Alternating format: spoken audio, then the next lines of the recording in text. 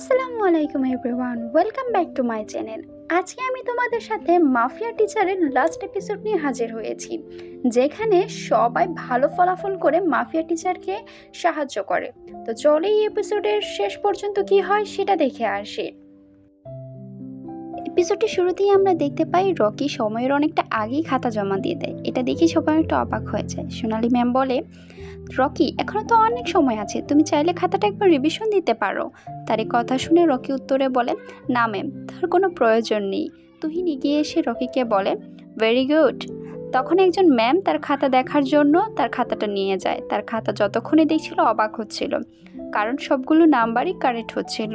আর তার বাবা অনেকটা অবাক হয়ে বলে, এটা কিভাবে সম্ভব? আমার এরকম ফেল করা ছেলে কিভাবে আজ সবগুলো প্রশ্নের সঠিক উত্তর দিতে পারে? তুহিন তখন রকিকে বলে, যাও বাবার কাছে যাও। রকি বাবার কাছে যায়। সে বাবার কাছে গিয়ে বলে, বাবা, তুমি সবসময় ছোট ভাইকে নিয়ে ব্যস্ত ছিলে, কখনো আমার দিকে ফিরেও তাকাওনি। মা মারা যাবার পর থেকে কেউ আমাকে যত্ন করে দেখেনি, একমাত্র তুহিন স্যারই আমাকে দেখেছে। এটা শোনার পর তার বাবা নিজ দিকে ফিরে কিছুই বলে না। তখন তার বাবা বলে, আমি ভেবেছিলাম তোমাকে দিয়ে কোনো কিছুই হবে না, তাই আমি বংশের সমস্ত দায়িত্ব তোমার ছোট ভাইকে দেওয়ার উপযুক্ত করছিলাম। তখন রকি বলে, হ্যাঁ, আমি তোমার ব্যবসা বাণিজ্য সম্পত্তি কিছুই চাই না, আমি শুধু চাই তুমি একটু আমার দিকে খেয়াল করো, আমি কিরকম আছি সেটা জানতে চাই, আমি শুধু তোমাকে ভালোবাসতে চাই, দ্যাটস ইট, এতটুকুই, আর কিছুই না। তার বাবা কান্না করতে দিয়ে বলে, আমার ভুল হয়ে গিয়েছে বাবা, আমাকে ক্ষমা করে দাও। তখন রকি তার বাবাকে জড়িয়ে ধরে। তাদের এই কান্না জড়িত সিন দেখে সবাই অনেকটা কান্না করে দেয়। সোনালি তখন তুহিনকে বলে, আচ্ছা, তুমি তো তাদেরকে ট্রিকোনোমিতিক আর ম্যাথ শিখিয়েছো, কিন্তু সে ক্যালকুলাস কিভাবে করলো? উত্তরে তুহিন বলল, আমি নিজেও জানি না। এ থেকে এটা বোঝা যায় রকি সত্যি এক্সট্রা অর্ডিনারি একজন মানুষ, আমাদের তার প্রতি খেয়াল রাখা উচিত। সোনালি বলে, তোমার কাছ থেকে সত্যিই অনেক কিছু শেখার আছে। তুহিন বলে, তার মানে তুমি এখনো আমার জন্য অপেক্ষা করে আছো? পরবর্তী সিনেই আমরা দেখতে পাই তারা তাদের এন্ট্রান্স এক্সামের জন্য প্রস্তুতি নিচ্ছিল। ধীরে ধীরে সময় অনেকটা কেটে যায়, তাদের কলেজের এন্ট্রান্স এক্সাম চলে আসে। সবাই পরীক্ষা দেওয়ার জন্য স্কুল গেটের সামনে এসে উপস্থিত হয়। সেখানে তুহিন আর সোনালিও উপস্থিত ছিল। তারা শিক্ষার্থীদের সাহস যোগায়, তারপর সবাই একসাথে দৌড়ে পরীক্ষা দেওয়ার জন্য যায়। বাইরে তাদের পিতামাতারা তাদের জন্য চিন্তিত হচ্ছিল। তখন বিজয়ের মা বলে, তুমি খামোখা চিন্তা করছো, আমার তুহিন স্যারের উপর বিশ্বাস আছে, সে আমাদের বাচ্চাদের যেভাবে পড়িয়েছে আমার বিশ্বাস হয় তারা একবার ঠিকই জিতবে।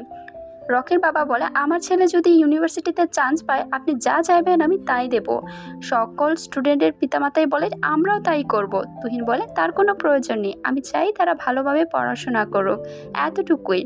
পরিস্থিতি নিয়ে আমাদের দেখানো হয় তারা সবাই পরীক্ষা শেষ করে বাইরে আসলে তুহিন জিজ্ঞেস করে, তোমাদের এক্সাম কিরকম হয়েছে? সবাই বলে, স্যার আপনি যা পড়িয়েছিলেন তাই এসেছে, সত্যি আমাদের পরীক্ষা অসাধারণ হয়েছে। এটা শুনে তুহিন অনেকটা খুশি হয়ে যায়। তারপরে আমাদেরকে পরীক্ষার ফলাফলের দিন দেখানো হয়। সেদিন তারা অনেকে আগ্রহ নিয়ে পরীক্ষার রেজাল্ট দেখার জন্য কম্পিউটারের সামনে বসে, আর সবাই অনেকটা উদ্বিগ্ন ছিল।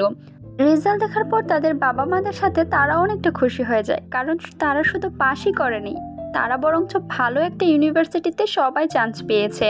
এটা দেখে তারা খুশিতে অনেকটা আত্মহারা হয়ে যায়। তারপর তারা তুহিন স্যারকে এই খবরটা দেওয়ার জন্য দ্রুত সবাই স্কুলে চলে আসে। আসার সময় তারা স্যারের জন্য অনেকগুলো ব্যানার তৈরি করে নিয়ে আসে আর অনেক উপহার নিয়ে আসে। তারা অনেক এক্সাইটেড ছিল। তখনই সেখানে হেড টিচার আর সোনালি ম্যাম তারা চলে আসে। তাদেরকে দেখেই বিজয় আর রকি এগিয়ে গিয়ে বলে, ম্যাম আপনারা এখানে, স্যার কোথায়? তখন সোনালি বলে, তুহিন স্যারকে তো 3 দিন যাবৎ কোথাও খুঁজে পাচ্ছি না, ফোনটাও সুইচ অফ, কোনোভাবেই তার সাথে যোগাযোগ করতে পারছি না, জানি না সে কোথায় আছে। এটা শুনেই সবাই বলে, তার মানে কি, তার ফ্যামিলির সাথে যোগাযোগ করো। হেড টিচার বলে, তার তো কোনো ফ্যামিলিই নেই। বিজয় তখন বলে, আরে না, আমি তো ভুলেই গিয়েছিলাম, লাস্ট মান্থ স্যারের গাড়িতে কেউ একজন বম ফিট করে রেখেছিল, আমার মনে হয় স্যারকে কেউ মারতে চায়। এটা শুনে সবাই অনেকটা অবাক হয়ে যায়। রকি তখন বলে, তুমি এই কথাটা আমাকে আগে কেন বলোনি? বিজয় বলে, আমি সত্যি ভুলেই গিয়েছিলাম। তখন নীরা বলে, আচ্ছা আমাদের উচিত স্যার আগে কি করতো সেটা জানা, তাহলে আমরা স্যারকে সহজেই খুঁজে পাবো। হেড টিচার তখন বলে, সে কি করতো আমি জানি না, সে শুধু তোমাদের পড়াতে চেয়েছিল, তাই আমি তাকে অ্যাডমিশন দিয়ে দিয়েছিলাম। বিজয় বলে, আমার মনে আছে আমি স্যারের হাতে একটা আংটি দেখেছিলাম যাতে ড্রাগনের মাথা ছিল। এটা শুনে সবাই অনেকটা বলে, মানে কি, তার মানে কি সে তুহিন ট্রায়ান? তখন একজন অ্যাসিস্ট্যান্ট কিছু ছবি নিয়ে এসে এটা প্রমাণ করে যে সেই তুহিন ট্রায়ান। তখন বলে, আচ্ছা ট্রায়ান আমাদের মাঝেই ছিল, তারপরেও আমরা বুঝতে পারিনি। রকি তখন বলে তার জন্যই তার পড়ার স্টাইলটা অন্যরকম ছিল। সোনালি একা একা ভাবতে থাকে, এত বড়লোক হওয়া সত্ত্বেও সে আমার সকল অপমান সহ্য করে গেছে, শুধু মুখে হেসে গেছে, আমাকে কোনো উত্তর দেয়নি। রকির বাবা বলে আমাদের উচিত এখন ট্রায়ানকে দ্রুত খুঁজে বের করা।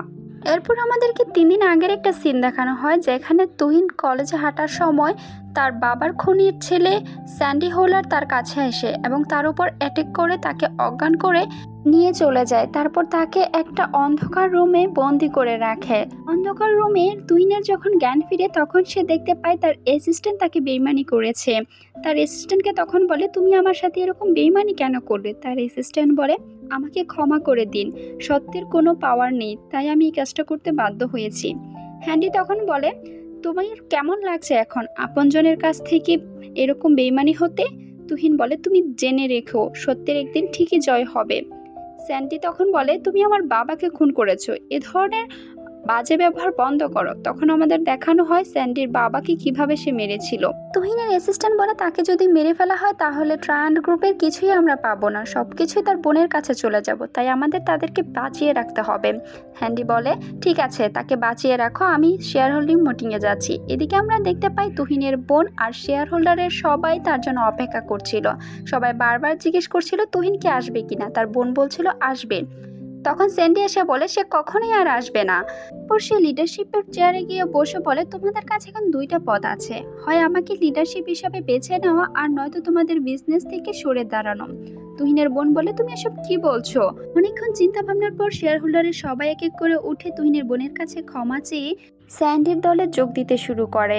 তখনই স্যান্ডি বলে তোমাকে এখন তোমার ভাইয়ের কথা চিন্তা না করে তোমার কথা চিন্তা করা উচিত, কিভাবে নিজের ফ্যামিলিকে বাঁচাবে। তুহিনের বোন বলে কি মিন করতে চাচ্ছ তুমি? ট্রায়ান গ্রুপের তখন একজন অ্যাসিস্ট্যান্ট এসে বলে ম্যাম আমাদের সকল স্টক মার্কেট ডাউন হয়ে যাচ্ছে, পার্টনারশিপরা এক এক করে তাদের শেয়ার উইথড্র করে নিচ্ছে, কিছুক্ষণের মধ্যেই আমাদের কোম্পানি ব্যাংক্রাফট হয়ে যাবে। তুহিনের বোন তখন তার স্যান্ডির দিকে তাকিয়ে বলে তুমি এসব কেন করছো? স্যান্ডি বলে আমি কেন করব না, আমি তোমার ভাইকে পুরোপুরি ধ্বংস করে দিতে চাই। তখনই সেখানে তুহিন চলে এসে বলে কি বললে তুমি? স্যান্ডি এটা দেখে অনেকটা অবাক হয়ে যায়। তুহিন তার বোনকে বলে তুমি কি ঠিক আছো? তুহিনের বোন বলে ভাই তুমি অবশেষে চলে এসেছো। স্যান্ডি বলে তুমি এখান থেকে ছাড়া কিভাবে পেয়েছো? যাই হোক তুমি এসেও এখন আর কিছুই করতে পারবে না, তোমার কোম্পানি ব্যাংক্রাফট হয়ে গিয়েছে। তুহিন বলে আমি আমার কোম্পানি আবার দাঁড়া করাতে মাত্র 1 মিনিট সময় নেব। আমি জানতে চাই শেয়ার হোল্ডাররা কি আমার সাথে আছে? স্যান্ডি তখন হাসতে হাসতে বলে তুমি কিভাবে তোমার কোম্পানি আবার দাঁড় করাবে শুনি আমি? তুহিন বলে তোমার সেটা জানার প্রয়োজন নেই, আমি শুধু এতটুকু জানতে চাই শেয়ার হোল্ডাররা কি উইথড্র করবে না আমার সাথে থাকবে। শেয়ার হোল্ডাররা তখন বলে তোমার এখন কিছুই নেই, তোমার কোম্পানি ব্যাংক্রাফট হয়ে গিয়েছে, সো আমরা এখন আর তোমার সাথে থাকবো না, আমরা স্যান্ডির সাথে থাকবো। তখনই এক এক করে নীরা ও তার বাবা বিজয়, বিজয়ের বাবা রকি, রকির বাবা সহ সকল স্টুডেন্ট ও তাদের পিতামাতারা চলে আসে। তারা এক একজন বড় বড় বিজনেসম্যান। স্যান্ডি তখন মনে করে তাকে নতুন লিডারশিপের জন্য স্বাগতম জানাতে আসছে, তাই সে দ্রুত তাদের কাছে স্বাগতম নেওয়ার জন্য যায়, কিন্তু সবাই তাকে অবহেলা করে তুহিনের সামনে এসে তুহিনকে স্বাগতম জানায়। স্যান্ডি অবাক হয়ে বলে মনে হচ্ছে তারা পুরাতন লিডারশিপকে বিদায় জানাচ্ছে, তারপরে আমার কাছে আসবে। তাই সে তাদের কাছে গিয়ে তাদেরকে সম্মান জানিয়ে বলে আপনারা তো ট্রায়ান গ্রুপের লিডারশিপের জন্য এসেছেন তাই না? আমি এখন থেকে ট্রায়ান গ্রুপ পরিচালিত করব। নীরার বাবা বলে এখন থেকে ট্রায়ান গ্রুপ কে পরিচালনা করবে? তখনই স্যান্ডি বলে আপনারা ঠিকই শুনেছেন, আমি এখনই তুহিনকে এখান থেকে তাড়িয়ে দিচ্ছি। রাকির বাবা তখন বলে তোমাকে সাহস কে দিয়েছে তাকে এখান থেকে তাড়িয়ে দেওয়ার? আমরা সবাই চাই একমাত্র তুহিনই তার কোম্পানি আবার পরিচালনা করুক। সবাই তখন তার সম্মতি জানায়। কোম্পানির একজন অ্যাসিস্ট্যান্ট এসে বলে আমাদের কোম্পানি ব্যাংক্রাফট হয়ে যাচ্ছে, সকল স্টক মার্কেট নিচে নেমে যাচ্ছে। স্যান্ডি তখন বলে কিভাবে হচ্ছে? তুহিনের দিকে তাকিয়ে বলে তোমার একার পক্ষে এসব কিছু করা সম্ভব না, কে তোমাকে সাহায্য করছে? তুহিন বলে হ্যাঁ আমি একা এসব কিছু করছি না, তারা সবাই আমাকে সাহায্য করছে। স্যান্ডি তখন জানতে চায় তারা তোমাকে কেন সাহায্য করছে? তুহিন বলে কারণ আমি তাদের বাচ্চাদের একজন টিচার। স্যান্ডি তখন অবাক হয়ে বলে মানে কি, আমি অবশেষে একজন টিচারের কাছে এসে হেরে গেলাম? তারপর তুহিনের লোকজন এক এক করে সবাইকে ধরে ফেলে, সবাই ক্ষমা চায় তুহিনের কাছে, কিন্তু ক্ষমা করে না তুহিন। তুহিন তারপর নিজের চেয়ারে গিয়ে বসে, সবাই তাকে কংগ্রাচুলেট করে। পরবর্তী সিনে আমরা দেখতে পাই শহরের বাইরের একটা স্কুলের বাচ্চাদের পড়ানোর জন্য শহর ছাড়ছে। সোনালি তখন তাকে ছাড়তে এয়ারপোর্টে আসে। সোনালি তুহিনকে বলে না গেলে হয় না। তুহিন বলে আমার এখানের কাজ শেষ, এখন আমাকে অন্য স্কুলে যেতে হবে, সেখানে আমাকে খুব বেশি প্রয়োজন।